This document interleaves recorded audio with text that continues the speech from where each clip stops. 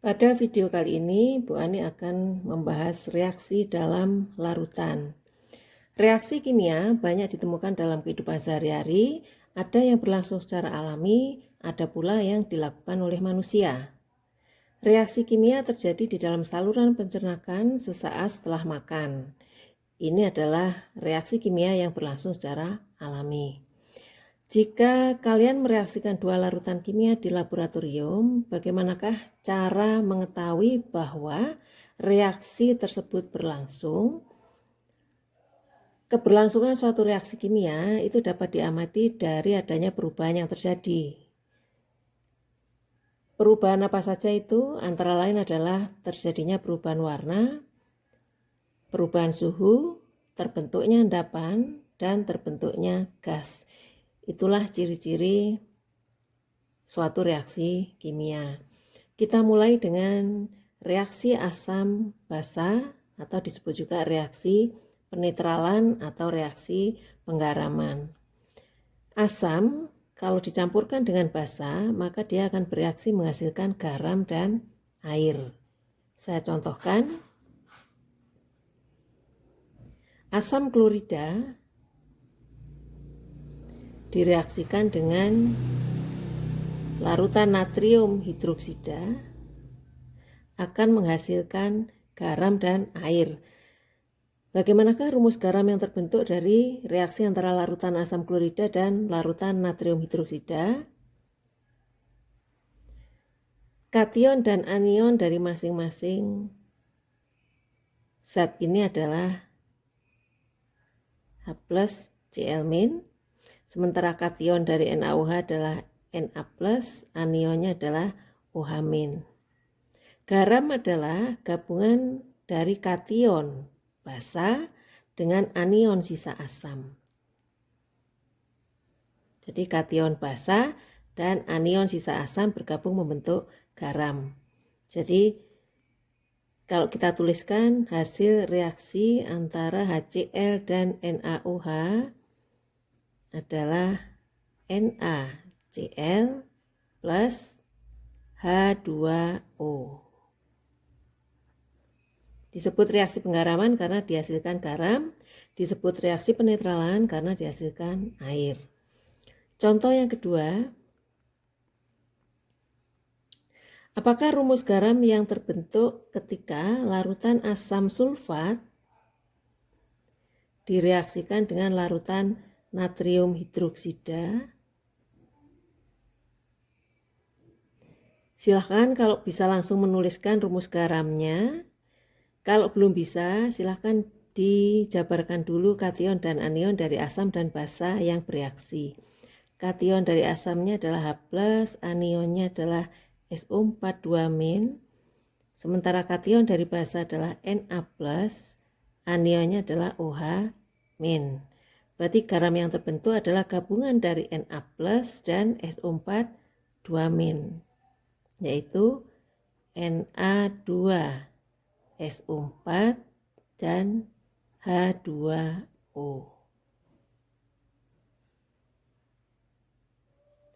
Contoh yang ketiga, apakah rumus garam yang terbentuk ketika larutan asam klorida direaksikan dengan larutan kalsium hidroksida atau CaOH 2 kali? Kation dari asamnya adalah H+, anionnya adalah Cl-, sementara kation dari basa adalah Ca2+, anionnya adalah OH-. Garam yang terbentuk itu adalah gabungan dari Ca2+ dan Cl- yang mempunyai rumus kimia CaCl2. Dan H+-nya bergabung dengan OH- membentuk H2O. Contoh yang keempat, bagaimanakah rumus garam yang terbentuk jika larutan asam nitrat HNO3 direaksikan dengan larutan kalsium hidroksida Rumus garam yang terbentuk itu adalah gabungan dari kation basa dan anion sisa asam. Kation basa adalah Ca2+, anion sisa asamnya adalah NO3-. Ini kalau bergabung membentuk garam yang mempunyai rumus Ca NO3 2 kali, kalsium nitrat, dan H2O. Contoh yang kelima,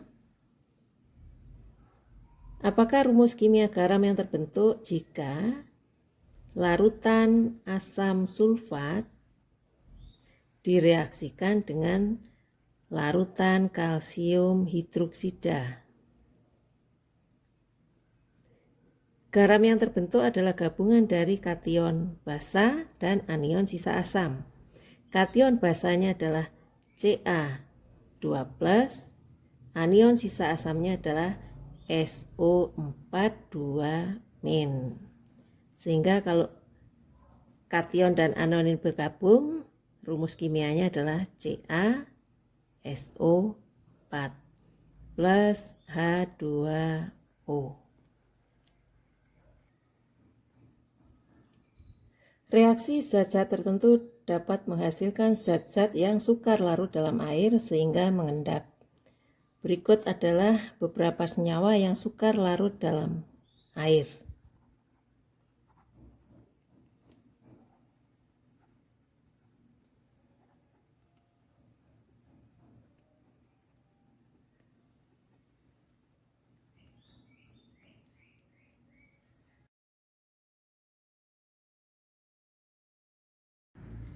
Sekarang kita langsung ke contoh-contoh reaksi yang menghasilkan endapan.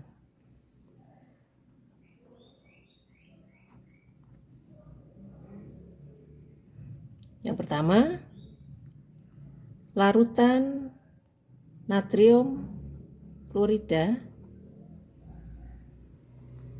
direaksikan dengan larutan timbal 2 nitrat PbNO3 2 kali.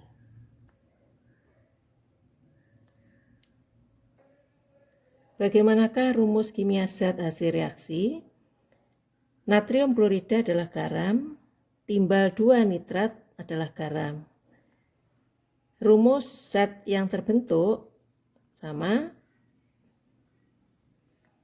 Kita tuliskan kation dari garam ini adalah Na+, anionnya adalah Cl-, kemudian kation dan anion dari PbNO3 2 kali adalah Pb2+ dan NO3-. Di sini terjadi pertukaran kation dan anion. Pb2+ akan bergabung dengan Cl-, sementara Na+ bergabung dengan NO3-, sehingga dihasilkan Pb Cl2 dan NaNO3.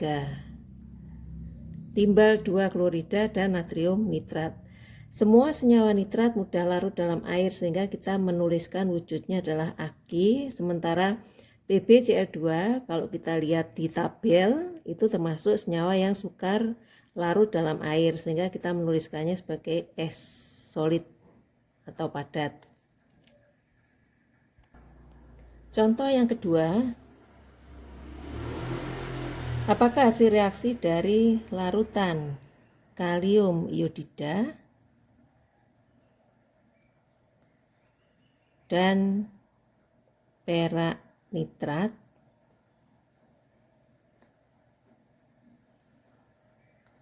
ini kationnya adalah Ag+, anionnya NO3-, sementara Ki itu kationnya K+, anionnya adalah I-.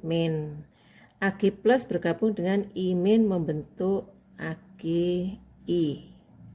Sementara K+ bergabung dengan NO3- membentuk KNO3. Sama seperti senyawa nitrat di atasnya, dia mudah larut dalam air, sementara perak iodida dia sukar larut dalam air. Bisa dilihat di tabel sebelumnya. Jadi kita tuliskan wujudnya dalam S. Contoh yang nomor 3, larutan magnesium klorida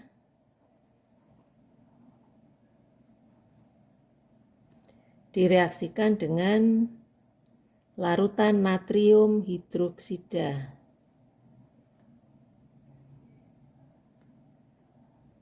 Jadi kalau contoh yang pertama tadi garam direaksikan dengan garam. Yang kedua garam juga dengan garam, yang ketiga garam dengan basa. Sama pengerjaannya seperti dua contoh di atas. Na-nya mengikat Cl, Mg-nya mengikat OH. Na plus bergabung dengan Cl min. NaCl. Sementara Mg2 plus bergabung dengan OH min. Membentuk Mg OH 2 kali. Natrium klorida adalah senyawa yang mudah larut sehingga kita menuliskan wujudnya dalam Ag, sementara MgOH 2 kali ini termasuk senyawa yang sukar larut dalam air. Jadi kita tulisnya dalam wujud S solid atau padat. Yang ketiga adalah reaksi pembentukan gas.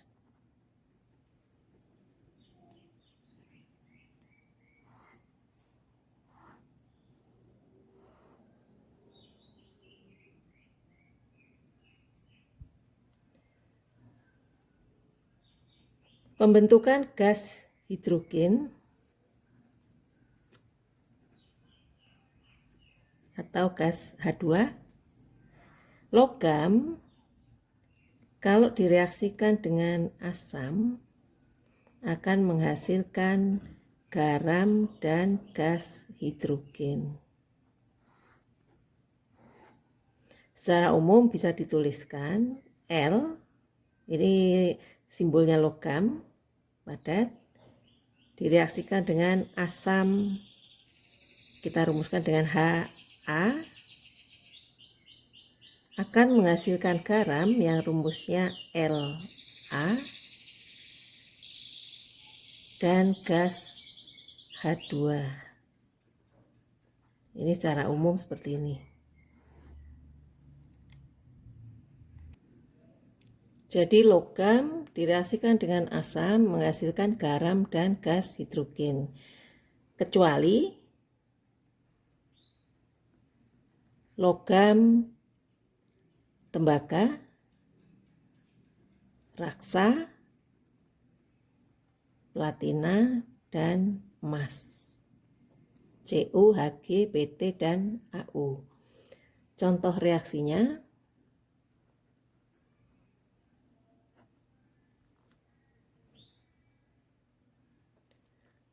logam magnesium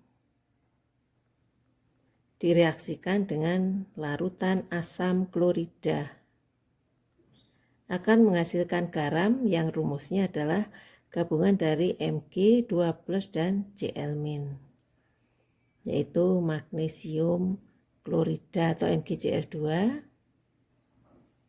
dan gas hidrogen. Contoh yang kedua, aluminium direaksikan dengan larutan asam klorida menghasilkan garam dengan rumus, kita ingat aluminium golongan 3, kationnya adalah Al3+.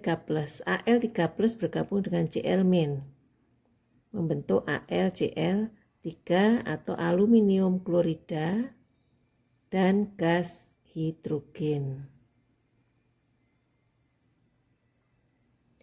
Contoh yang ketiga, bagaimana kalau yang direaksikan adalah aluminium dengan larutan asam sulfat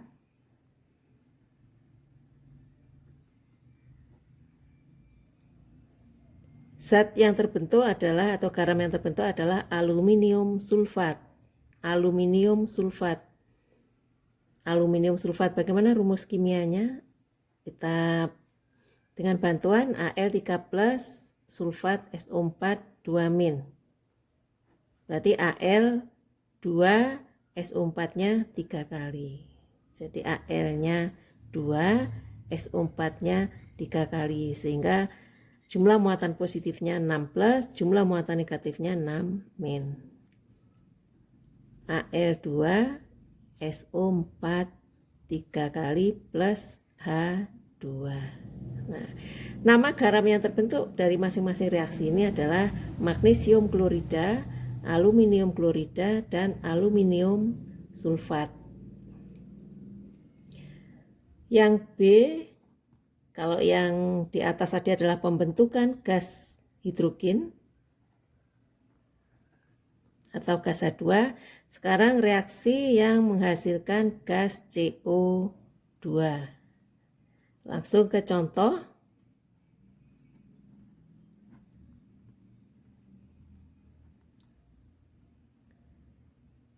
Larutan natrium karbonat Na2CO3 direaksikan dengan larutan HCl atau asam klorida, menghasilkan Na plusnya bergabung dengan Cl min, menghasilkan NaCl, sementara H plusnya bergabung dengan CO3 2 min. Jadi kalau belum lancar silahkan diionkan, tidak apa-apa. Na plus, CO3 2 min, ini H plus, dan Cl min. Na bergabung dengan Cl, membentuk NaCl. H plusnya bergabung dengan CO3 2 min, membentuk H2CO3. Asam karbonat ini adalah asam yang hipotetis, dia akan mudah terurai, menghasilkan H2O dan CO2. Sehingga menuliskan persamaan reaksi Na2CO3 plus HCl ini bisa langsung ditulis menjadi NaCl plus H2O plus CO2, gas karbon dioksida. Contoh yang kedua, natrium bikarbonat direaksikan dengan asam klorida. Na plusnya bergabung dengan Cl min, membentuk NaCl. H plusnya bergabung dengan HCO3 min, membentuk H2CO3, atau langsung dijabarkan menjadi H2O plus CO2. Ini contoh yang kedua. Untuk latihannya, silahkan menuliskan persamaan reaksi berikut. Tuliskan persamaan reaksi dari 8 campuran zat di bawah ini. Jadi ada 8 soal, silahkan dikerjakan. Setelah kalian berlatih menuliskan persamaan reaksi kimia dalam larutan, sekarang kita menghitung pH campuran asam dan basa.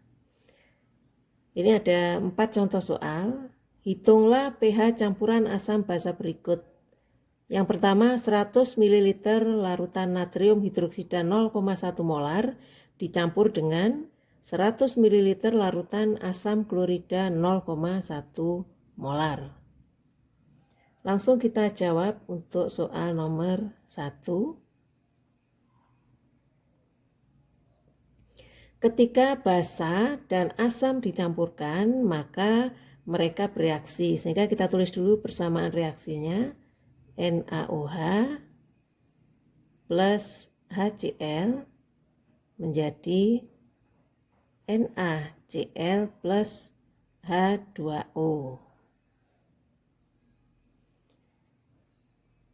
Yang direaksikan masing-masing kita tuliskan dalam bagan seperti ini.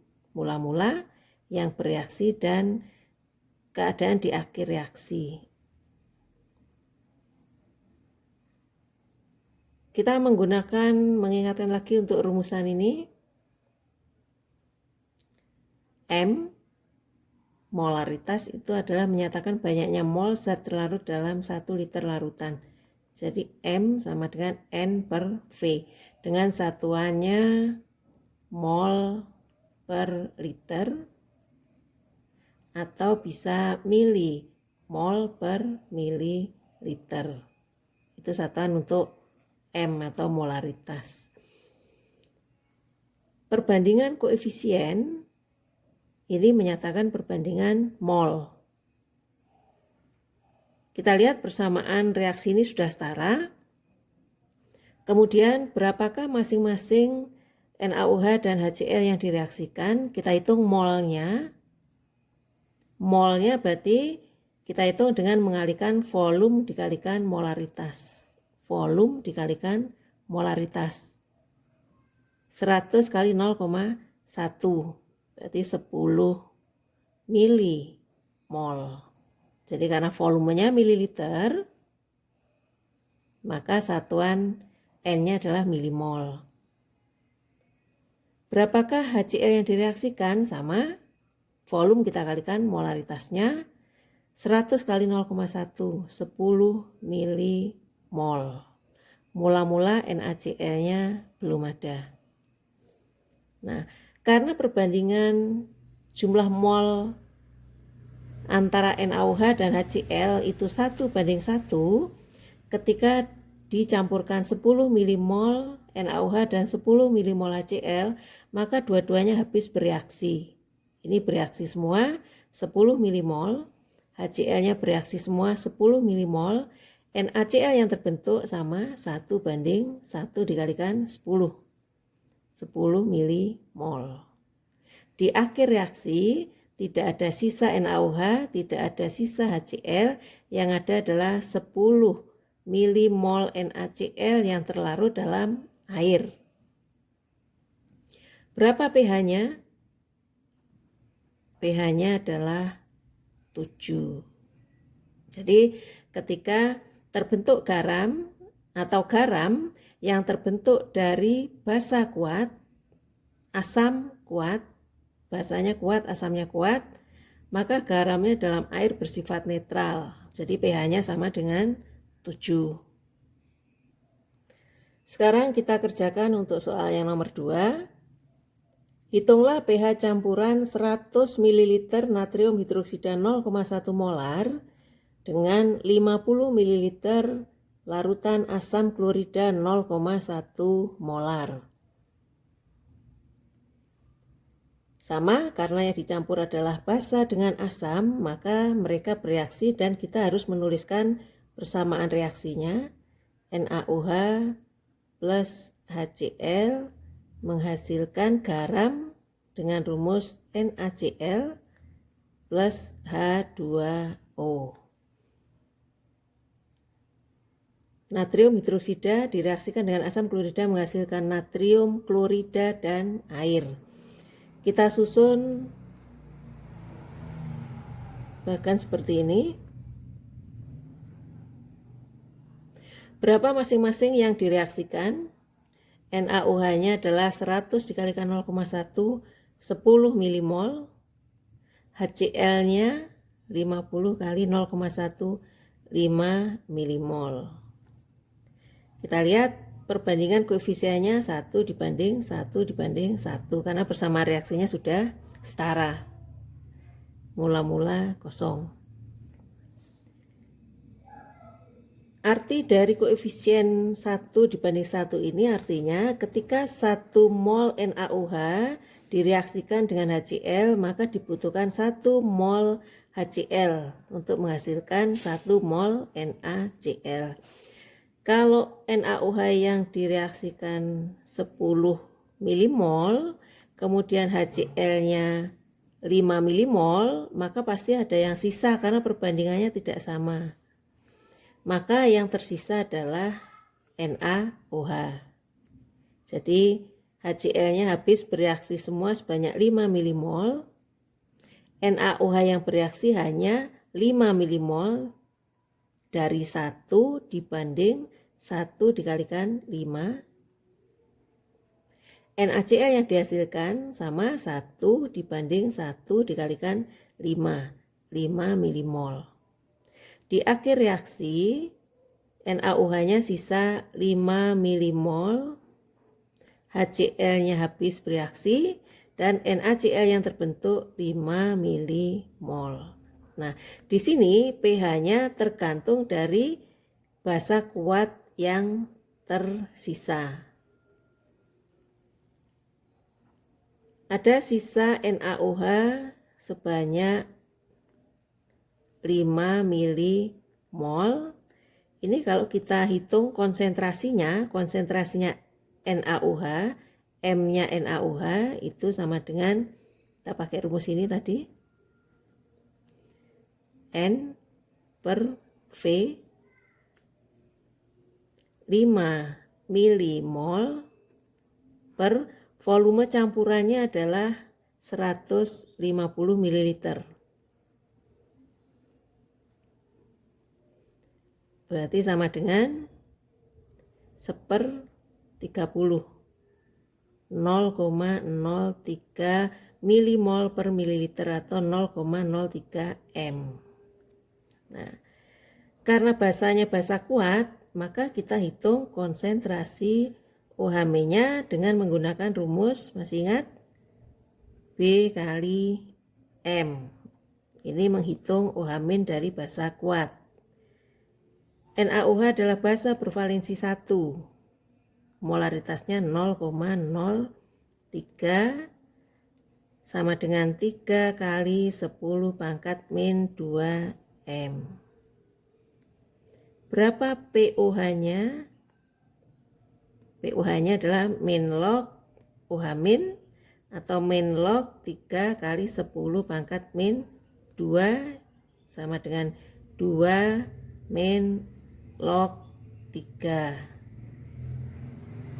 Kalau kita menghitung pH-nya, pH akan sama dengan 14 dikurangi pOH dikurangi 2 min log 3 sama dengan 12 plus log 3.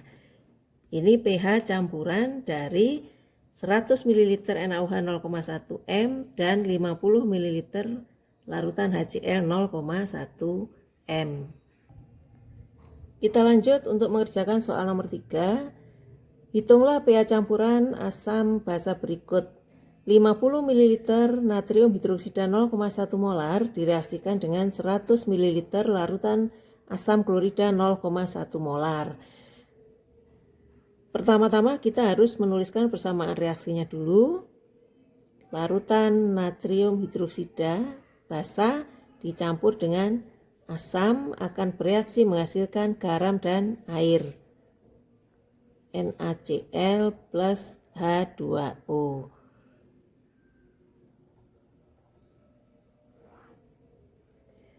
Masing-masing yang direaksikan untuk NaOH-nya adalah 50 kali 0,1 sebanyak 5 milimol. Sementara asam kloridanya 100 dikalikan 0,1 10 milimol.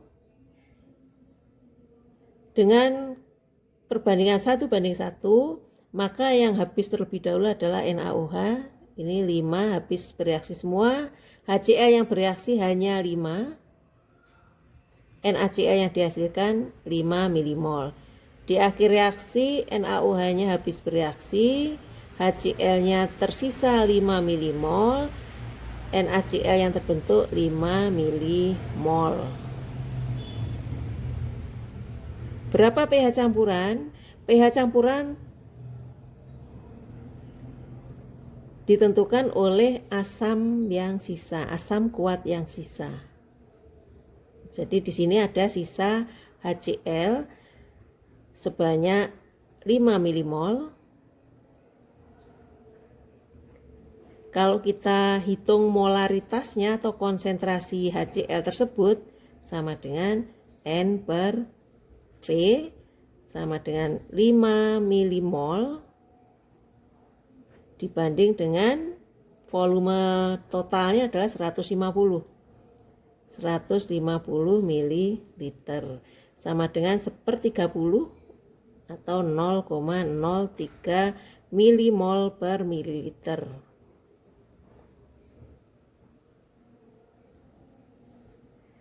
Karena yang tersisa asam kuat, maka kita cari konsentrasi ion H+-nya.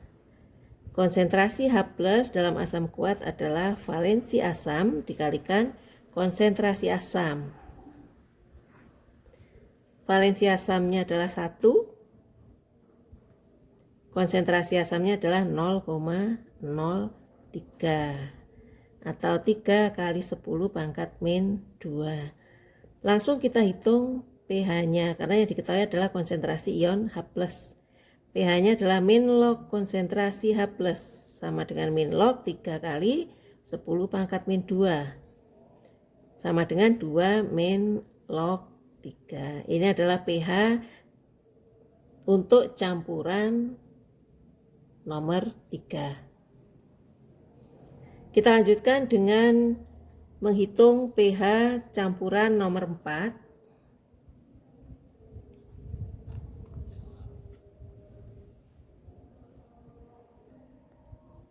100 ml larutan natrium hidroksida 0,1 molar dicampur dengan 100 ml larutan asam sulfat 0,1 molar.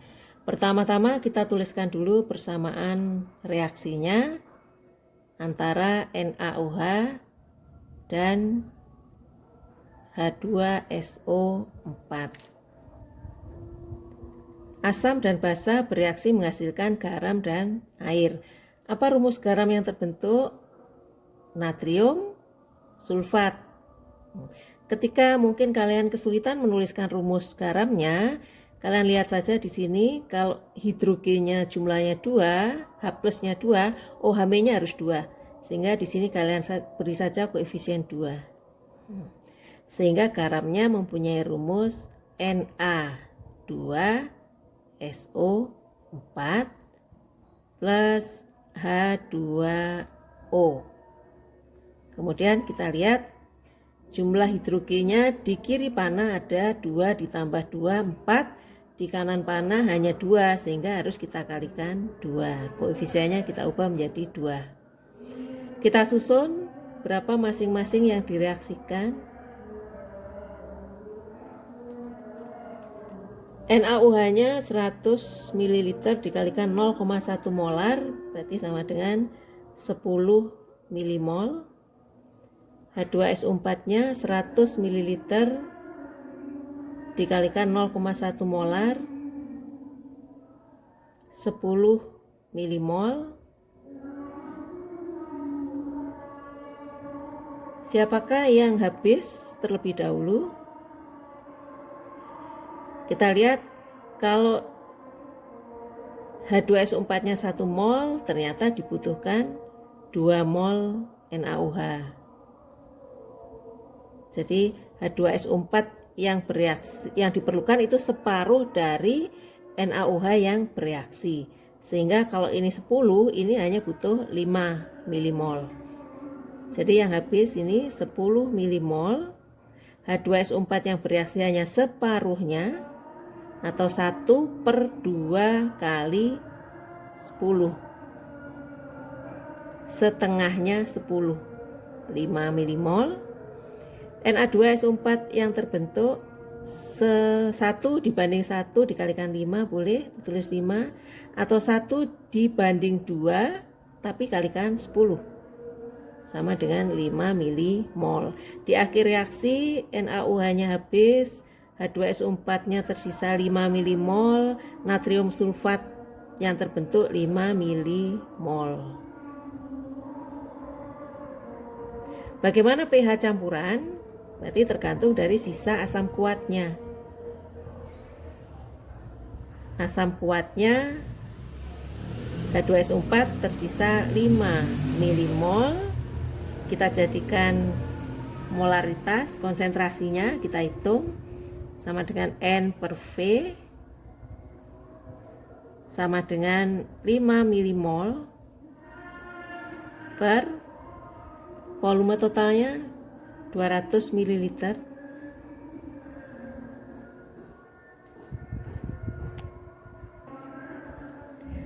sama dengan 5/2 berarti 2,5 dikalikan 10 pangkat min 2 molar. Berapa konsentrasi H+ dalam larutan H2SO4 2,5 kali 10 pangkat min 2M? Kita pakai rumusan H+ sama dengan A kali M. Konsentrasi H2SO valensi asamnya adalah 2, konsentrasi asamnya adalah 2,5 kali 10 pangkat min 2 sama dengan 5 kali 10 pangkat min 2. Berarti pH campuran adalah 2 min log 5. Jadi jangan lupa untuk selalu menyetarakan persamaan reaksinya. Untuk 3 contoh yang atas, ini tadi kebetulan sudah setara sehingga kita tidak perlu menyetarakan. Tapi ketika persamaan reaksinya belum setara, maka kita harus menyetarakan dulu. Nah, untuk latihannya silahkan ini dikerjakan. Hitunglah pH campuran berikut. Yang pertama, 50 ml NaOH 0,2 molar dicampur dengan 50 ml H2SO4 0,1 molar. Kemudian yang kedua, 50 ml natrium hidroksida 0,2 molar dicampur dengan 50 ml asam sulfat 0,2 molar. Selamat mengerjakan.